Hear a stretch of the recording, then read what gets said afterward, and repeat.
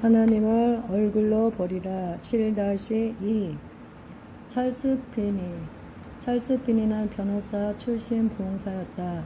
그가 하나님과 가진 체험은 인생 전부를 바꾸었고 그를 통해 한 국가의 위대한 변화가 일어났다. 피니의 말을 통해 본인의 이야기를 들어보자. 저녁이 되자 우리는 책과 가구를 정돈했다.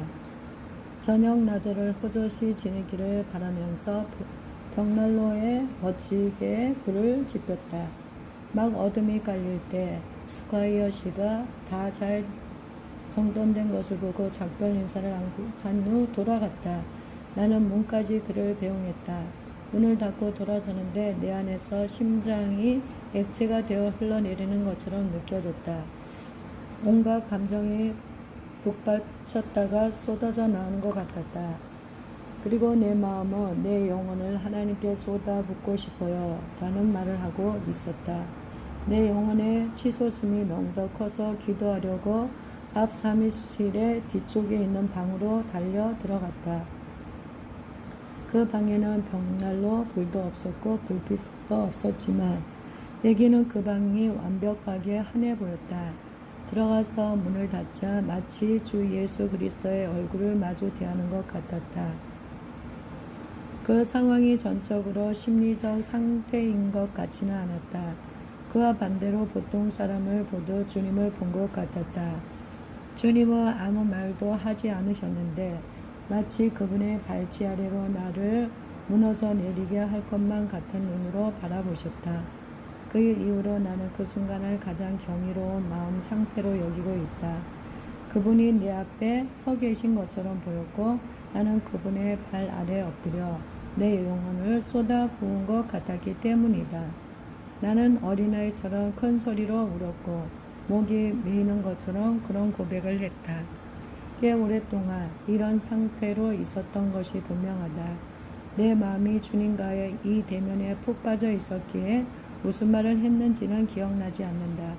그러나 기억하는 것은 마음이 진정되자마자 내가 앞 사무실로 돌아갔다는 것과 큰 장작 토막에 피워놓은 불이 거의 꺼져가고 있었다는 것이다. 그런데 돌아서서 불 옆에 의자에 앉으려는 순간 강력한 성령 세례를 받았다. 전혀 기대하지도 않았고 내 마음속에 그러한 것이 존재한다는 생각조차 해보지 않았고 세상에서 어느 누가 그런 말을 하는 것을 들어본 적도 없었는데 그때 성령께서 그러니까 내 몸과 혼을 훑고 지나가는 것처럼 내 위에 임하셨다. 강한 감동이 전파처럼 나를 반복해서 통과하는 듯한 느낌을 받았다. 액체로 된 사랑의 파도가 계속해서 밀려오는 것 같았다. 달리 표현할 길이 없다. 마치 하나님의 숨결처럼 느껴졌다. 엄청나게 큰 날개로 바람을 붙여주는 것 같이 느꼈던 기억이 선명하다. 어떤 단어로도 내 마음속에 부어진 그 놀라운 사랑을 표현할 길이 없다. 나는 기쁨과 사랑에 겨우 목 놓아 울었다. 모르긴 하지만 문자 그대로 내 속마음을 전부 토해냈다고 말해야겠다. 이 파도가 내 위로 계속해서 타고 올라오더니 마침내 내가 이렇게 소리 지른 기억이 난다. 이 파도가 계속해서 덮치면 나는 죽을 거예요. 주님, 더 이상 견딜 수가 없어요. 라고 말했다. 그러면서도 죽음이 두렵지 않았다. 이런 상태로 얼마나 오랫동안 있었는지 모르겠다. 그러나 성가 대원 중 한 명이 나를 만나러 왔을 때는 오후 늦은 시간이었다. 그 성가 대원은 교회 성도였다. 그는 큰 소리로 우는 내 모습을 보고 피니 선생님 어디 아프세요? 라고 물었다. 나는 한동안 대답을 할 수 없었다. 그러자 그가 통증이 있으세요? 라고 물었다. 나는 가능한 한 몸을 추스리며 아닙니다. 사실은 너무 행복해서 살 수가 없을 지경이에요. 라고 대답했다. 그는 사무실을 나가더니 몇 분 후에 내 사무실의 거의 맞은편에서 가게를 하고 있는 교회 장로 중 한 분을 모시고 돌아왔다. 이 장로는 아주 진지한 사람이었고 내 앞에서는 몹시 조심하는 사람이었으며 나는 그가 웃는 모습을 본 적이 거의 없었다. 그가 나에게 괜찮은지 묻자 나는 자초지종을 털어놓기 시작했다.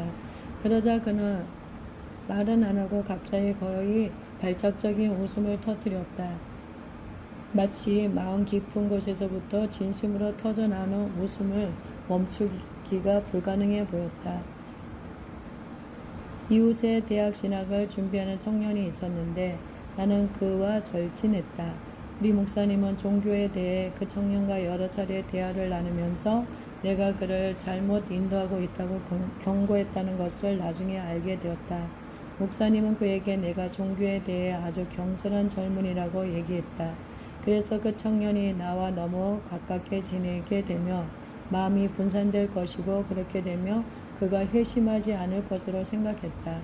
내가 회심하고 이 청년들 회심한 이후에 그 청년이 내게 말하기를 게일 목사와 여러 차례 이야기를 나눌 때 나와 너무 자주 교제하지 말라는 경고를 받았지만 그는 나와 나누는 대화가 그분의 설교보다 종교적으로 자신에게 더 많은 영향을 미쳤다고 말했다고 했다.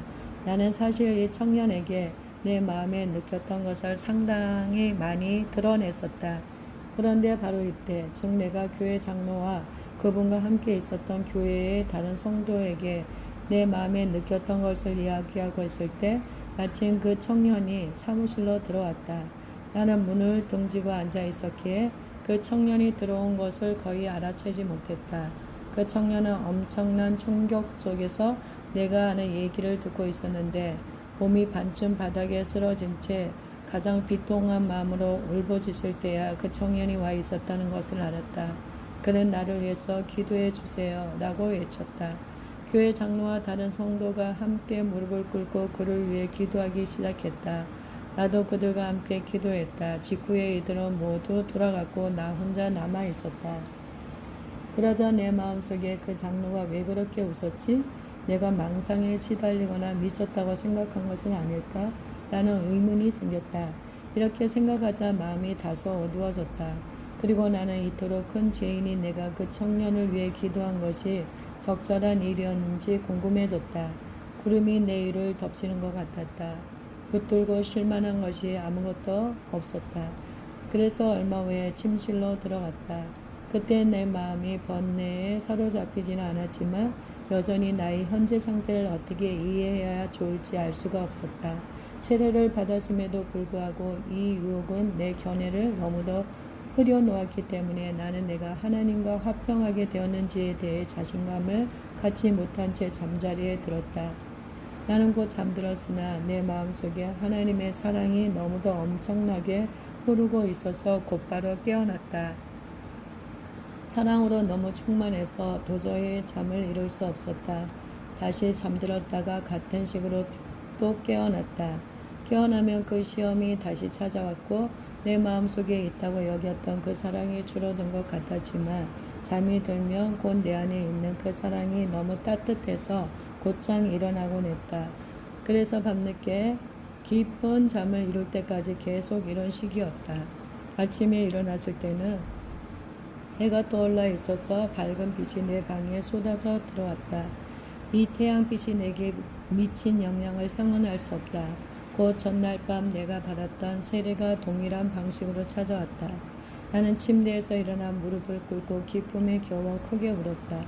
그리고 성령 세례에 너무 압도되어서 내 혼을 하나님께 쏟아붓는 일밖에는 아무것도 하지 못한 채 한동안 그대로 있었다. 오늘 아침의 세례는 부드러운 책망을 안겨주시는 것 같았다. 성령이 마치 내게 의심하려느냐 라고 묻는 것 같았다. 나는 외쳤다. 아니요, 의심하지 않겠습니다. 의심할 수 없습니다. 그러자 주님은 내 마음속에 그 문제를 너무도 명확히 해주셔서 이제 하나님의 영이 나의 혼을 소유하셨음을 의심하기란 불가능했다. 이런 상태에서 나는 믿음에 의한 칭의에 대한 교리를 현재적 경험으로 배우게 되었다. 그 교리는 내 마음에서 그러한 경험을 전혀 빼앗지 못했으며 나는 그 교리를 복음의 근본적인 교리로 확실하게 간주하게 되었다. 사실 나는 그때까지 그 교리가 정확하게 무엇을 의미하는지 몰랐다. 그러나 이제 나는 우리가 믿음으로 의롭다 하심을 얻었은즉 우리 주 예수 그리스도로 말미암아 하나님으로 더불어 화평을 누리자라는 말씀이 무슨 뜻인지 알고 이해할 수 있게 되었다. 믿게 된 그 순간 나도 모르게 모든 정죄감이 완전히 내 마음에서 떠났으며 그 순간부터 내가 아무리 애를 써도 죄의식이나 정죄감을 느낄 수 없게 되었다. 죄의식이 사라졌고 내 죄가 사라졌다. 마치 내가 전혀 죄를 짓지 않았다는 듯이 전혀 죄의식을 느끼지 않았다. 피니는 설교 부흥사이자 개혁가로 알려져 있지만 한마디 말도 없이 그의 인생에 임하신 하나님의 임재가 피니의 주변 사람들을 변화시킨 경우들도 있었다. 지금은 뉴욕 밀즈라고 불리는 장소인 화이트보로의 약간 위쪽에 위치한 오리스 케니 계곡에 면 제조 공장이 있었다. 그 공장의 소유주는 WC였는데 그는 회심하지는 않았지만 지위가 높고 도덕적으로 고견한 신사였다. 내 명의 GA가 그 공장의 감독관이었다. 어느 날 그곳에 초청을 받고 올라와서 그 말의 학교 숙소에서 설교했는데 그 큰 공간이 청중으로 꽉 메워졌다. 내가 그날 전한 말씀이 그 공장의 직원들 사이에 강력한 영향을 미쳤음을 알 수 있었다. 다음날 아침 식사 후에 공장 안을 둘러보려고 들어갔다. 각자 맡은 배틀과 소형 트랙터와 작업기구 앞에서 일하는 분주한 사람들 사이에 상당한 동료가 있는 것을 목격했다. 많은 젊은 여성들이 직무를 짜고 있는 한 건물을 지나치다가 한두 명이 나를 눈짓하며 서로 아주 진지하게 얘기하고 있는 것을 보았다. 웃고 있긴 했지만 나는 그들이 상당히 동요하고 있다는 것을 알 수 있었다. 그들을 향해 천천히 갔다. 그들은 내가 오는 것을 보았으며 아주 흥분한 기색이 역력했다. 그중 한 사람이 끊어진 실을 고치고 있었는데 손이 떨려서 수선하지 못하는 것을 다 나는 천천히 다가가서 기계들을 보면서 지나갔다. 한편 나는 이 소녀가 점점 더 흥분되어서 더 이상 일을 계속할 수 없게 된 것을 보았다. 그래서 그녀에게 2.5m에서 3m쯤 가까이 다가가 그녀를 진지하게 바라보았다. 그녀는 상황을 알아차리고는 아주 맥을 못 추며 주저앉아 눈물을 터뜨렸다. 그 영향은 거의 먼지처럼 퍼져서 그 방 안에 있다 거의 모든 사람들이 눈물을 흘리며 울었다. 이 감정은 공장 전체로 퍼져나갔다.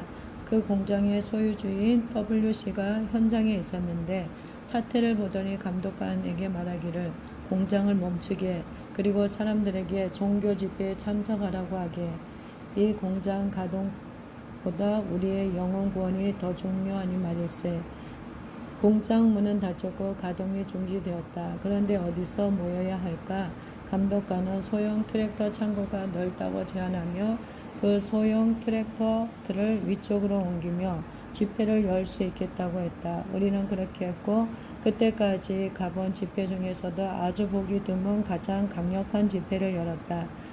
그 부흥은 엄청난 능력과 함께 그 공장 전체에 퍼져나갔다. 그리고 며칠 사이에 공장의 거의 모든 사람들이 희망에 찬 회심을 했다. 피니는 역사에 놀라운 흔적을 남겼다. 그러나 하나님의 얼굴을 만난 이후의 인생이 결코 똑같지 않다는 것을 보여주었다. 이 사건 이후에 그저 피니와 함께 앉아 있기만 했던 그의 상사 역시 그리스도께 순복하게 되었다. 피니는 이후 부흥과 복음 전도로 열방에 불을 지피게 되었다. 바로 그 다음날 피니가 기도 모임에 참석하려고 교회로 들어가는데 걸어 들어가는 내내 하나님의 권능으로 인해 사람들이 죄를 고백하며 바닥에 쓰러졌다. 그러한 피니 역시 저항에 직면했다. 한 집회에서는 어떤 남자가 권총을 들이대고 그를 죽이려 했지만 이내 찔림을 받고 회개하기도 했다. 어떤 목사는 대포로 피니를 맞겠다고 위협하면서 마을에서 쫓아내려고 했다. 자신의 교회에서 피니를 공개적으로 비난했던 어떤 목사는 그 이후 즉사했다. 피니가 여행했던 한 도시에서 처음에는 저항에 부딪혔지만 그가 설교하기 시작하자 모두가 두려움에 사로잡히기 시작했고 바닥에 엎드려 회개했다. 내가 만약 양손에 칼을 가지고 있었다 해도 사람들이 쓰러지는 속도에 맞춰 그들을 뵐 수 없을 정도였다고 그는 말했다. 그들 중 많은 사람들은 밤새도록 이어진 그 집회장 밖으로 살아나가야 했다. 집회장 밖으로 실려 나가야 했다. 어떤 도시에서는 전체 인구의 10%가 모두 회심하기도 했다. 순회 전도자로서 한평생을 살았던 피니는 오벌린 대학에서 신학을 가르치기도 했다. 피니는 약 50만 명 이상의 영혼을 하나님께 인도했다고 인정받는다. 이 밖에도 그는 노예 제도를 폐지했고 여성이 교회에서 설교하는 것을 허용했다. 그가 그렇게 했던 때는 그런 견해가 대중의 지지를 받지 못하던 시절이었다.